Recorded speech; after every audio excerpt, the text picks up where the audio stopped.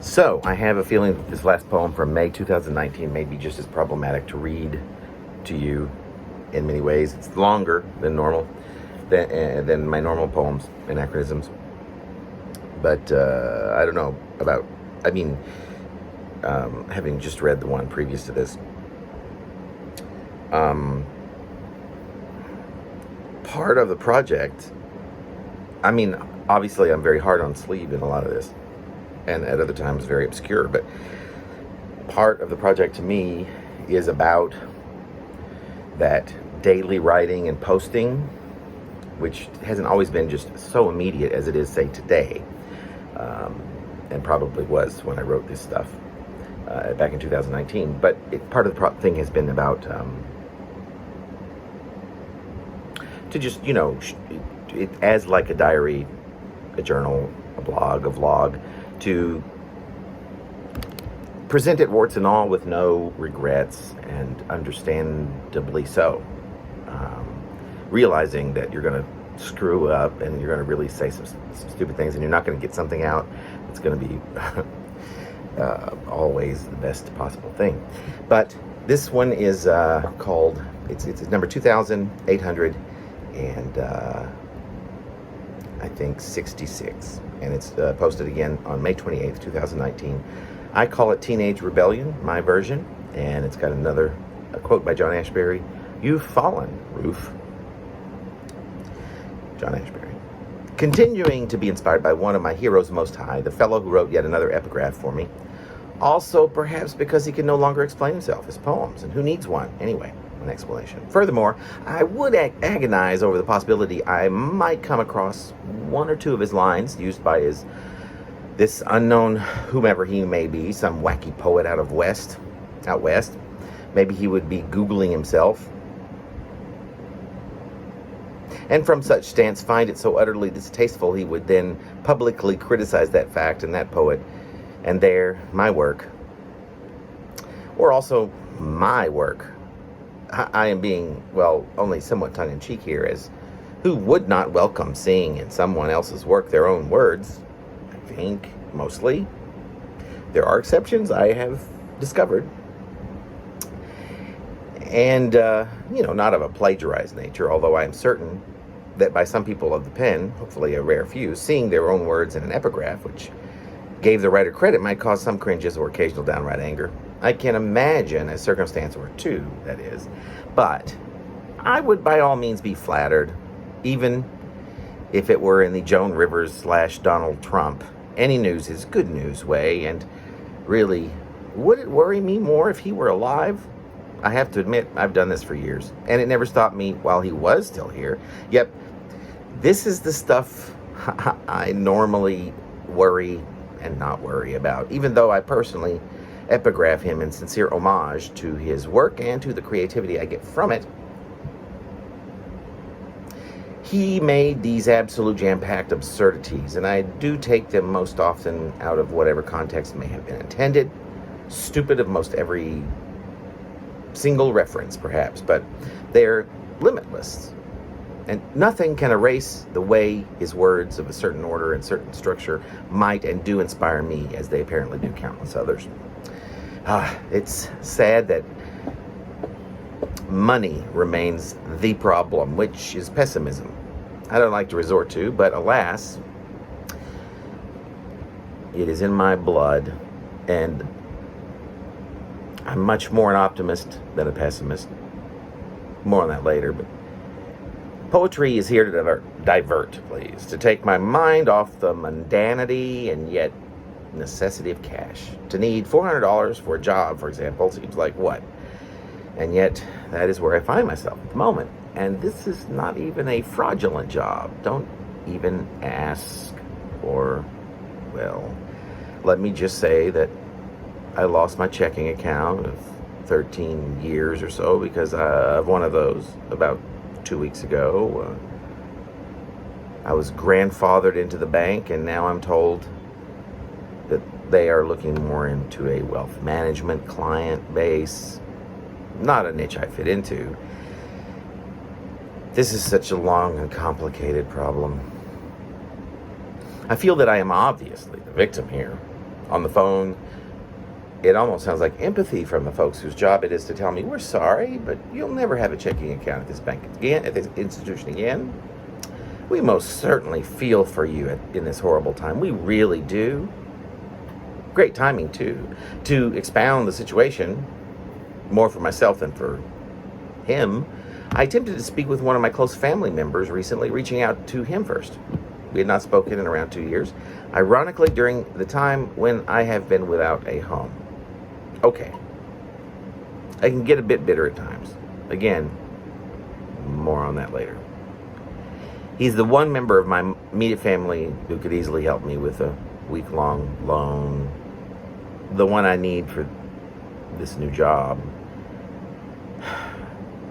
Well, my attempt was a bad idea, and slam went the phone. I was an odd child, and I did not go through teenage rebellion until, well, literally until after I graduated from high school and was about to leave home for college. I was young. You cannot even make a statement about your belief system or your values, or me and mine, without bringing up those in relation to whatever rebellion I like to think I was experiencing, as opposed to those of your folks. I mean, hence. And perhaps we all have gone through this. It is just that this thing seems to most often happen, at least on television, somewhere between the ages of 3 and 11. Am I not correct in this estimation? I was so happy to be leaving, and I was also angry because of something. I don't even remember what it was. I think I was a little tipsy when I decided to leave. I got just past Tulsa, having begun from just the other side of the Arkansas border where I lived. I was on my way to get this California before I either sobered up or wondered what in the heck I was going to do in LA once I got there with the money or lack thereof that I had in my pocket. Become a poet, maybe? Needless to say, I turned around, headed back home to the drama I had created, mostly. And a month or so later, I was in college. I did go back home for a summer to work, but not being a fan of the South and feeling that there are so many places I want to see before I die, I don't go back much. Well, there's also the fact that for a lot of my life, I have lived from paycheck to paycheck, so that is more of an excuse than a reason. In fact, once settled in San Francisco and making ends meet, I would purchase my mother a plane ticket to visit me for a week at a time, around every year and a half or so. She loves it. These are not new stories. I have told them in one way or another before in here, but they are my thoughts in connection with some other things this morning, which essentially is the nature of my teenage rebellion, which I will try to spell out for you below in as clear and a straightforward a manner as possible. It is all my truth, meaning these small things. I found myself so out of favor with the ways of my parents. Sound familiar? While growing up. Did I ever? So, that I would take some of their characteristics along the way and have adjusted my life to omit them completely. And of this, I have been mostly successful, in my humble opinion. Have become practically devoid of these characteristics, which as a mere kid I found so distasteful.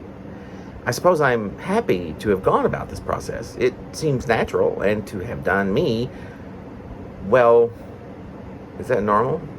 I imagine it is. But it is normal to think about it all in this way? I do not know. I am a bit abnormal, I suppose. So I will leave you with these, what I would consider my most prominent means of rebelling against what I felt horrid and necessary tedium, which I felt epitomized my parents.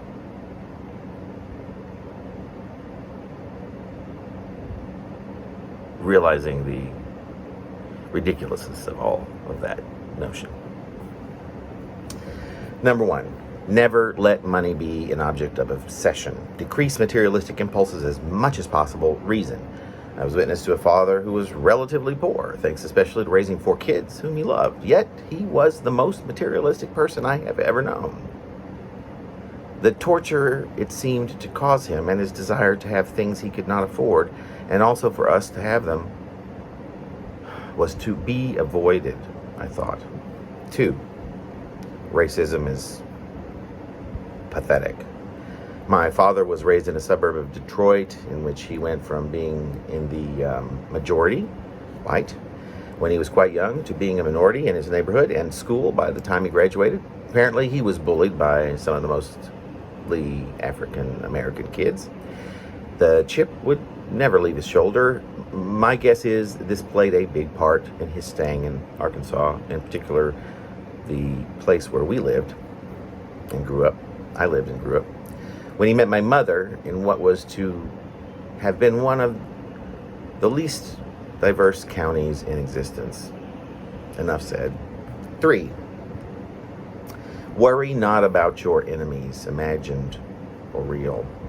And never spend much time dwelling on how you have been wronged, which in his case was most often by one person in particular, and his constantly verbalizing that anguish made it all actually seem like a scapegoat for his anger and a showcase for how impossible it was for him to ever be wrong. This is something I had to pay close attention to over one particular incident that affected my life dramatically. It was tough to overcome. I began to see how it can happen. And at times I did not succeed, but awkwardly. One thing that helped was not allowing myself to accept the responsibility for the harm that was done, and that continues to this day. If blame is misplaced, even if you have to work like hell to get through it, examine it closely and redirect it to where it truly belongs. On yourself, often, for example, and move along forward. It is a process and has helped me understand my father's obsession over this one person who supposedly ruined his life, something I think we have a lot of control over, almost no matter how bad we have or have not been sabotaged. Number 4, do my best to remain optimistic and forward-thinking, most always at least. This has to do with how I saw both of my parents. I saw my father mostly torn apart and unhappy about, to me, the most ridiculous things, and my mother, to this day, is the most glass half empty person I know. It is a way of living I knew from early on I did not want, and frankly, puzzles me to no end. I may have my sarcastic or even bitter side on occasion, but I am an optimist to the core about the future and its possibilities. I do like to think that I am living proof, despite or thanks to some recent struggles, of how optimism's certain brand of faith can be an enhanced, evolved way of living, even if sometimes I am admittedly not the best at it. Number 5, I am a pacifist. I never raise my fists at anyone, no matter what. Probably the biggest reason for this is that my father spent hours teaching me how to fight, by which I mean to fist fight, and how to do whatever I could to survive at all costs. Yes, it's a dad thing. He felt it something of a rite of passage. I balked big time, and I made sure never to get into a fist fight. The very notion seemed incredibly foreign to me until recently, while living in a shelter for the homeless. Let's take this outside is one of the commonest things that you will hear from men when you are living each and every night with 100 of them. My pacifism is not without its blind side. As a child, I know that my brothers and sister and I wrestled like wildcats. And when I was about 3, I would talk my relatives into letting me in the playpen with my younger twin brothers. When the relative would leave, I would then attempt to beat my younger siblings up. Pretty well, I am told. I do not remember this, but it alone is cause enough of leaving this painful remnant of survival of the fittest alone at all costs. As unnecessary as anecdote, I am proud of my country's military. The other 3 men in my family are veterans of war. But if I had to make a choice, I would most certainly have been a conscientious objector. 5, sexual perversion. As a child, I witnessed my father flirting with waitresses incessantly, and at least once or a year for several years, and individually and with all 4 of us. He'd sit down and tell us that good old story about the birds and the bees, and it was quite the lesson. The act of sex was a typical topic in my family. He even included, wait, who am I kidding? This is one topic with which I happen to have not an issue in the world. This basic obsession with sex and sexuality. On this topic, I'm surely more open-minded or all-encompassing, which has caused some problems, but in my curiosity than my father ever was, but it still owes him much gratitude. P.S. If you realize that these latest poems are not only often longer, but in more draft form, including ugly typos and grammatical errors, please know that I am aware and have been going back to edit them as time permits. Just I haven't really dealt with these. Editing is something I have pretended never to spend much time with. Times have changed, though, as getting it right seems a lot more necessary to me. Anyway, and I wanted you to know that I know, just, in case you happen to notice a few squeaky wheels, they will potentially, inevitably be changed. Maybe they won't. P.P.S. Does anyone read these? Are you listening? I'm just curious. Alexa says I have the number 4 poetry blog in the world at the moment.